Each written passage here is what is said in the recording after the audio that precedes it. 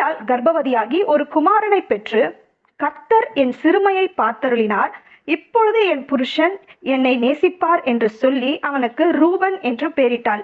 லேயாள் அற்பமாய் எண்ணப்பட்டாள். அவளை எல்லாரும் ஒரு புழுவை போல பார்க்கறாங்க. அவளை ஒரு மனுஷியாவே பார்க்கல, அவளை அற்பமா எண்ணினார்கள். ஆனால் கர்த்தரோ அவளை ஆசீர்வதித்து அவள் கர்ப்பம் தரிக்கும்படி செய்தார். அவளுக்கு ஒரு அழகான குமாரனை கொடுத்தார். அதுதான் 32ஆம் வசனத்துல அவ சொல்றா, லேயாள் கர்ப்பவதியாகி ஒரு குமாரனை பெற்று, கர்த்தர் என் சிறுமையை பார்த்தருளினார். யாருதான் பார்க்கல? எங்க அப்பா என்ன பார்க்கல, என் கணவன் என்ன பார்க்கல, என் தங்கை என்ன பார்க்கல, என் சுற்றத்தார், என் உறவினர்கள் எல்லாம் என் சிறுமையை பார்க்கல, எனக்காக யாரும் பேசல. கர்த்தர் என் சிறுமையை பார்த்தருளினார், எனக்கு ஒரு பிள்ளையை கொடுத்தார். இந்த பிள்ளை பிறந்ததன் மூலமா என் கணவன், இப்போ என் புருஷன் என்னை வந்து நேசிப்பான் அப்படின்னு சொல்லி அவ சொல்றான். ஆனாலும் என்னதான் நடந்தது? அவன் லேயாளை நேசிக்கவே இல்லை, ராகேலை மட்டும்தான் நேசிச்சுட்டே இருந்தான். இப்படி